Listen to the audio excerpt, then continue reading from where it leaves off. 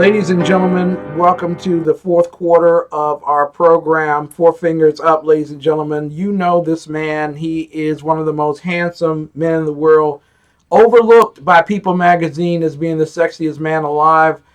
He is better known to Mary Brockman and Bonnie Williams as the Teddy Bear. Raynard Teddy Bear Jackson, Pulitzer Prize nominee and Black Americans for a Better Future chairman. You can find him at Raynard1223, at Raynard1223. What a tremendous honor and pleasure it is to be able to speak with you on the air tonight, sir. Yes, it is. You show no ill effects of being called the Teddy Bear. Is it a name that you adore and love? Yeah, well, number one, I resent you calling me a man. I'm kind of gender fluid right now. I'm sorry, which of the 185 genders are you tonight? Well, I self-identify as a transgender, homosexual, activist, liberal, radical, Muslim extremist who had my operation reversed, conservative. Can I just address you as sir? No, as person. As person. Person of the day. Well, no, just per, because son is a masculine. Yeah, I know. Yeah, just per. Just per. You're right. But per could also be taken as a female thing because, you know, female cat purring. Yeah, I get it. Okay. Well, my per is short for pervert. Let's just call you Vert.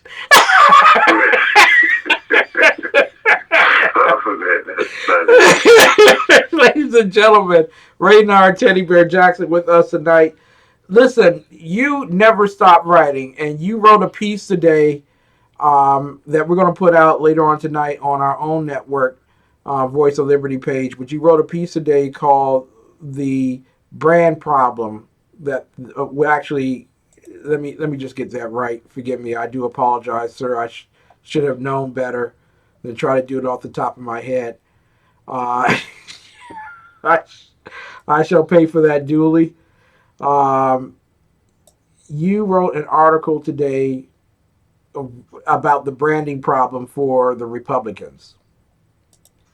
And I want you to go over that briefly with everyone, exactly why you believe that the Republicans have a branding problem. Wow, I see. Do you have that much time? Well, the example I give in the columns is for a black millennial retired military vet about 30 years old, openly homosexual. They're promoting a internet ad in the black community, knowing that blacks are the most conservative group in the country, with a openly homosexual black thinking he's going to garner support for your candidate in the black community. That doesn't make sense. Why would you promote someone who publicly admits they have never registered as a Republican and never voted for a Republican?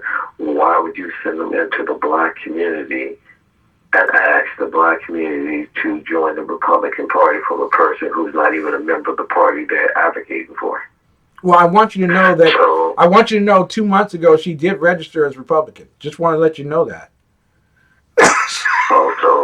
So finally, a year before the election, she's going to join a club that she's been trying to get other folks to join for several years. Okay, that makes sense. That makes sense. The other thing in advertising is your spokesperson has to have credibility within the targeted group, in this case the black community, and the people we're naming and talking about can have zero credibility in the black community. So why would you expect these mouthpieces to move the needle in the black community? Any smart person would not, but yet these white Republicans continue to try to do the right thing, but they do it the wrong way, and wonder why they get no return on investment in the black community. And so, just like, remember last year, the Boeing 737 MAX, that two planes crashed within 6 months of each other. Now, do you not realize that Boeing Company, as we speak, are allocating multiple millions of dollars to rehabilitate the brand of that plane once they get recertified through the FAA? They know the general flying public will not easily get back on that plane, so they have to spend millions of dollars to convince the flying, consuming public that the planes are safe to travel on. Now, if a private sector company, i.e. Boeing, is doing that, at what point does the Republican Party come to the realization that they indeed have a damaged brand when it comes to the black community, and it's going to require a multi-million-dollar campaign to rehabilitate the brand, not with a Candace Owens or a Diamond and Silk or the Sky Rob Smith, but with people like you, Bob Brown, Jennifer Carroll, Lonnie Poindexter, people who have credibility in the black community and within the party. That's what you have to do. So if the private sector understands it, why the hell does our party not understand it? And they're supposed to be the party of business. But wait a minute, Mr. Jackson, Mr. Raynard Jackson, that is. We've done some analytical studies over the past few decades about black voters, and it appears that 90% of them vote Democrat. So why waste the money? Why waste their time? Well, since you're so data driven and yet have no vision, you would also know from your data that blacks are the most conservative group in the country, but the reason they continue to vote for the Democrats is because they have been convinced through Democratic negative branding that the Republican Party hates blacks. They are intentionally trying to kill blacks, and that they're promoting and advocating policies that are going to be detrimental to the black community. And you guys, as a party, has not done anything by way of media and communications to push back on that foolishness, and a lie that is repeated becomes the truth. Well, as a GOP analyst or someone with a little credibility here, we've put some money into your community. We bought some Popeyes fried chicken for some of your people at one of the little hangout things, and we invited the people to come, and they didn't come, even for the Popeyes. We were going to give them sandwiches. How can we reach people that don't want to come to us? Yeah, well, maybe as opposed to going to Popeyes, maybe, just maybe, you should go to the local pastor and put a nice piece of change in the offering basket and have grandma cook some fried chicken after they go to church and serve it in the basement. Maybe then you'll get a better turnout. You, my friend, Raynard Teddy Bear Jackson, with us tonight, ladies and gentlemen.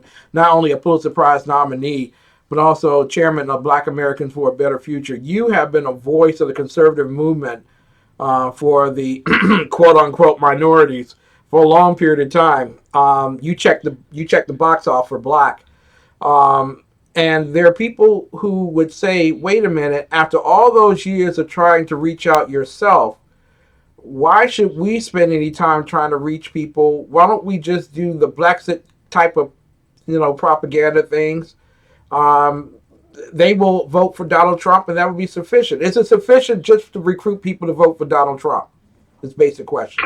Well, number one, if you believe, or anyone in your audience believes that Trump is polling at 34% of the black community, I have 2 buildings in New York I want to tell you, because there's a difference between you asking a person, would you go to an NBA basketball game? And everyone will answer, yes, I would go. Then the next question should be, Ken, are you willing to pay $500 to take your family of 4 to the basketball game? And most people's answer will be, hell no, I can't afford it. No. So yeah, it's one thing for someone to say, I support what Trump is doing, but then the other question never comes, Ken, but are you willing to say that publicly, and are you willing to go and actually vote for him? Big difference. Big difference. And so, again, the people, this party is engaging with the black community, can they count success or measure success by tweet followers like you and I measure success by victory, winning elections? Exactly. And you can have 100 million followers on Twitter or Facebook and Instagram, but can you move 100 million people to vote for your candidate? And the answer is no. So all the blacks that this party now they're promoting based on their social media footprint, none of these people can move you more than maybe 10 or 20 votes, period. Now, in all seriousness, in terms of this question, people measure likes, but likes are only temporal if you can remember what the post was that made you like it. But there's something a little bit more likable, and that's called getting paid every week on the week or every 2 weeks. It's creating jobs. Why isn't there a voice speaking to the business community in Black America, which is normally those groups of men and women who show up as deacons and deaconesses on those boards for churches that get people to come and speak or get them to vote a certain way? You, sir, you have a greater amount of expertise than I will ever have. Can you tell us why the GOP, thank you very much, the GOP doesn't reach out to the business community, the black business community? Well, because too many of these white consultants that are living off the party tip, they know more about the black community than credible blacks like you and I, number one. Number two, again, as I always say to you, Ken, this party is so data-driven, but they have no vision. They can quote you all this statistical analysis and statistical metrics, but yet they can't tell you how to take all this raw data, how to take these metrics and create a message, a communication strategy that will connect on an emotional level with the black community. So, listen, you can quote all the statistics in the world, but I'm going to tell you something, Ken. I hear black conservatives and what's the boy, Sheriff Clark or something out of Wisconsin. He constantly said, well, statistically speaking, crime in the black community is going down. Police shooting of blacks are going down. But if that's your son or daughter, Ken, it was, who got shot, you don't want to hear about where this falls on the statistical graph. Yeah, exactly. And I'm one of those parents who's had their daughter killed. There's something about that. Exactly. And you don't want to hear statistics saying it's going down when you know for a fact the statistics is only for a moment of history, a moment of time, and normally it's in the past. It's not for the present going towards the future. Where we've seen in these particular cities that have gun control, the worst crime rates ever in terms of murder over the past 4 to 5 years. And it's not happening because Donald Trump is in office. It has been going on because of the policies that teach people not to defend themselves. So if black people are conservative, who is the organization that they should turn to be the bridge between blacks and I dare say the GOP, because this is the last time you'll have a Donald Trump. 4 years, the next time around, what do you do with all the black people that you try to recruit in the black businesses after Donald Trump? You say, Raynard. Yeah, it's even more fundamental than that, Ken. If you believe, and I don't believe in polls, I don't read polls, I only read them simply because I do a lot of media and I have to know what's going on.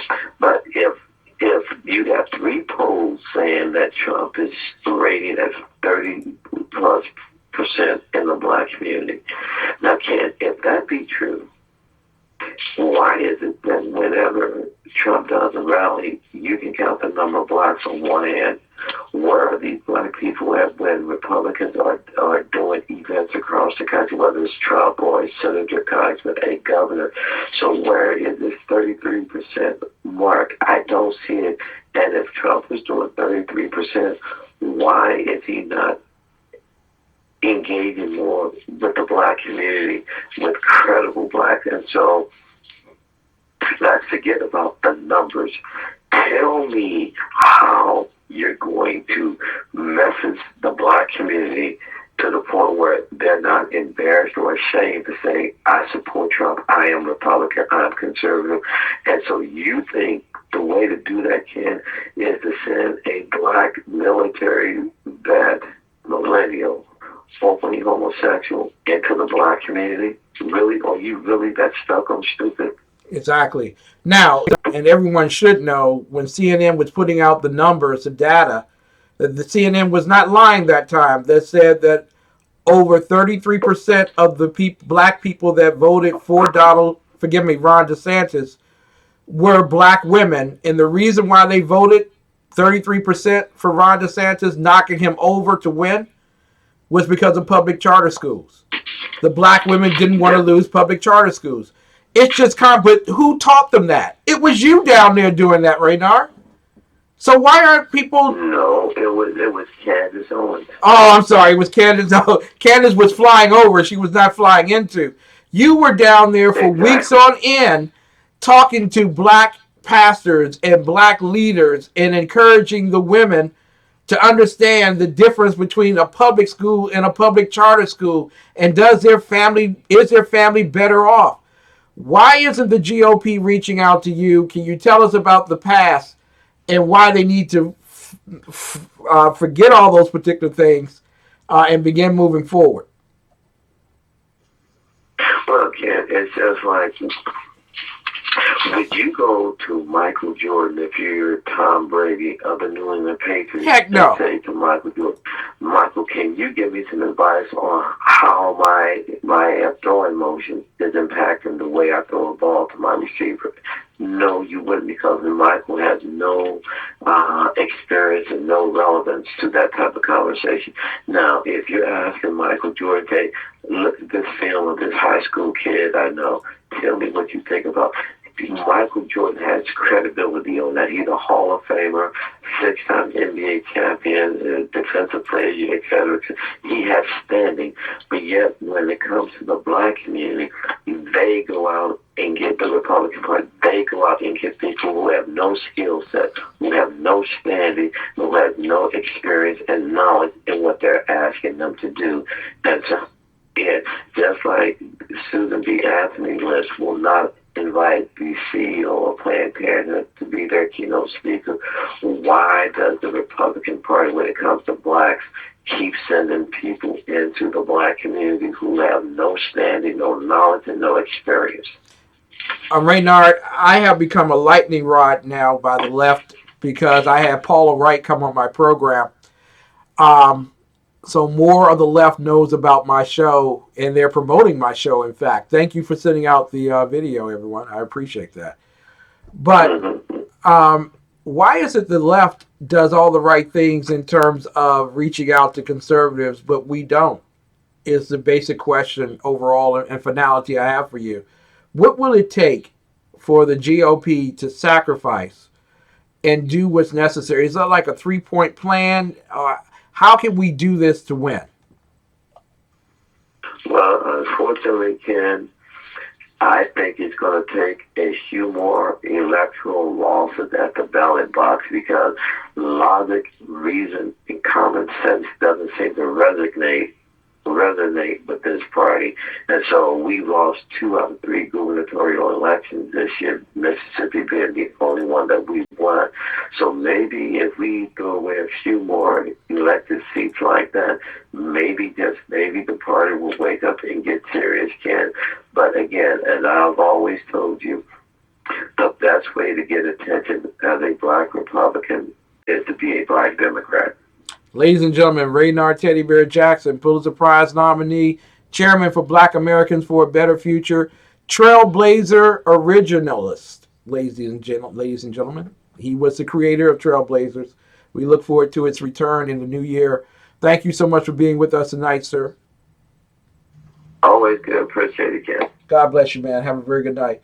Ladies and gentlemen, you know what we do at this particular hour of the night. We get ready. Your line has been disconnected. Thank you very much for letting me know that. We get ready to go into the deep part of our fourth quarter. And we want you to stay tuned with us. Bear with us. We're going to got one commercial, and then we'll be right back. Hey y'all, it's Nita, and I'm back today with another